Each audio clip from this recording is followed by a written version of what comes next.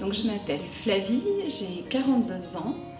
Je suis rentrée en formation d'assistante des ressources humaines en janvier de cette année, suite à une inaptitude due à un accident de travail dans mon ancien poste. Donc il a fallu que je me reconvertisse puisque je ne pouvais plus exercer mon métier que j'exerçais depuis 15 ans. Je pense que d'abord c'est accepter aussi à un moment donné ce qui nous pousse à la reconversion. Moi en l'occurrence ça a été des problèmes de santé, donc il a fallu accepter ça déjà et se dire bon bah ok, aujourd'hui je me retrouve avec une reconnaissance de travailleur handicapé suite à mon attribution de ma pension d'invalidité. Donc c'est aussi accepter ça, mais c'est aussi faire changer un peu le regard des gens en se disant que c'est pas forcément une fatalité, que ça peut être aussi une occasion de rebondir sur autre chose, que peut-être on a fait le tour de son métier et qu'en plus on est en incapacité nouvelle de pouvoir l'exercer. Il y a des solutions qui existent et qu'il faut aller de l'avant surtout et puis essayer de rebondir, trouver ce qui est le plus adapté à nous et trouver ce qui nous convient et se faire aussi accompagner. Il y a des tas de gens qui sont là pour nous accompagner, la médecine du travail. Il y a les centres de formation aussi qui sont aptes à faire ce genre de choses. Moi j'en ai parlé tout de suite au Greta quand je suis arrivée. Donc ils se sont adaptés aussi à ma demande à moi et tout s'est bien passé. Donc j'ai pu aussi aborder cette reconversion de façon plus sereine. Donc j'ai été accompagnée par un organisme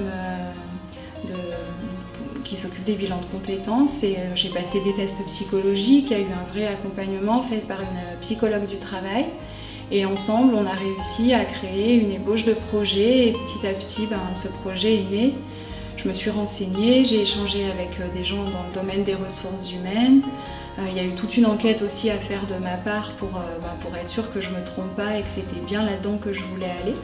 Et une fois que tout ça a été fait correctement avec l'organisme qui m'a suivie, du côté aussi personnel et une fois que j'étais sûre de ma reconversion, voilà, j'ai cherché le centre de formation qui a été le plus adapté. Alors j'ai utilisé mon CPF, c'est vrai qu'elle avait un coût assez conséquent. Donc j'ai utilisé mon CPF et puis après j'ai fait un dossier à Pôle emploi. Pôle emploi a vu que mon dossier était bien ficelé, que je savais ce que je voulais faire, que j'avais eu des bons résultats au test, que voilà, je m'étais vraiment bien renseignée, qu'il y a eu tout ce bilan d'accompagnement aussi fait, donc ça c'est validé auprès de Pôle emploi. Et j'ai pas eu de soucis, ils ont financé le reste de ma formation.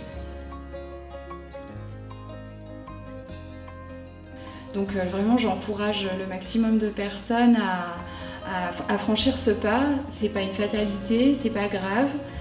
Il y a différents types de handicap et c'est vrai que je suis sensibilisée au handicap invisible qui ne se voit pas mais pourtant qui est bien réel, qui peut être pénalisant pour la vie professionnelle, pour la vie de tous les jours, mais avec quelques petites adaptations et pour l'employeur et pour le salarié, il y a des tas de solutions et j'encourage vraiment les gens à franchir le pas et à rentrer dans cette démarche-là de reconnaissance et d'accompagnement.